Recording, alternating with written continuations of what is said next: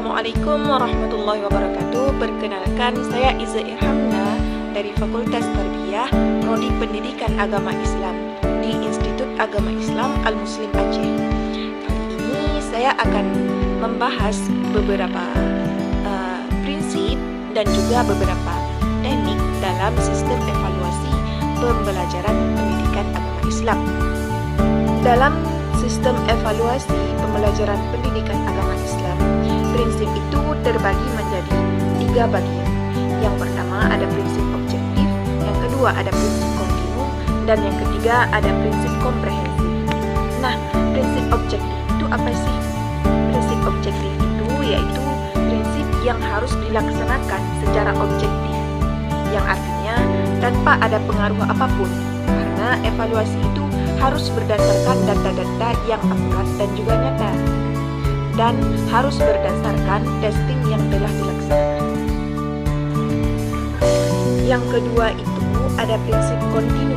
Prinsip kontinu itu yang harus dilaksanakan secara terus-menerus, sehingga evaluasi akan bisa dipertimbangkan dari masa ke masa, di mana ada kendala dan di mana ada perubahannya, sehingga kita bisa tahu jika prinsip itu dilakukan secara terus-menerus. Lalu yang ketiga ada prinsip komprehensif. Prinsip komprehensif itu yang dilakukan untuk bentuk keadilan dalam sebuah penelitian, karena prinsip ini lebih menilai secara keseluruhan dari seluruh aspek kepribadian seorang peserta didik atau murid. Baik teman-teman, sekarang saya akan membahas mengenai beberapa teknik dalam sistem evaluasi pembelajaran pendidikan agama Islam. Yang pertama ada tes tulis. Teknik ini melibatkan pemberian pertanyaan dalam bentuk tulisan kepada siswa untuk mengukur pemahaman mereka tentang materi pembelajaran PAI.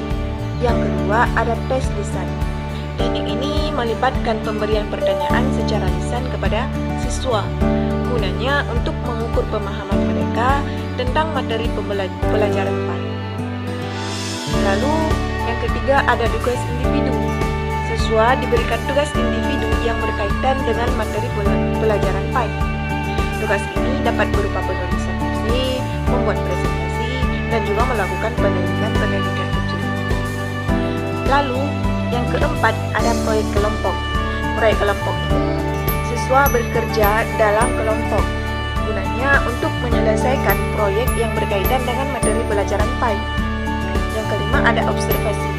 Guru mengamati perilaku dan partisipasi siswa selama proses pembelajaran PAI. Yang keenam ada portofolio, yaitu siswa membuat portofolio yang berisi kumpulan karya atau bukti presentasi yang berkaitan dengan pembelajaran PAI. Yang terakhir ada ujian praktik, yaitu siswa diuji dalam melakukan praktik kegiatan agama Islam seperti sholat, puasa, atau membaca Al-Quran. Oke teman-teman, sekian dari ilmu yang dapat kita peroleh dari sistem evaluasi pembelajaran pendidikan agama Islam. Semoga bermanfaat. Assalamualaikum warahmatullahi wabarakatuh.